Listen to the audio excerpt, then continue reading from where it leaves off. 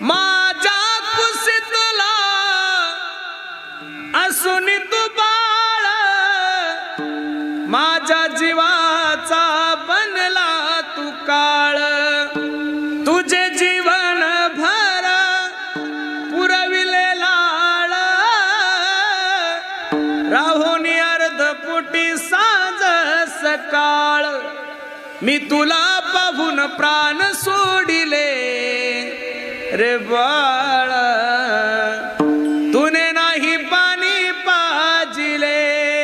जिवंतपणी कधी पुसले नाही, आता कशाला म्हणतोस आई।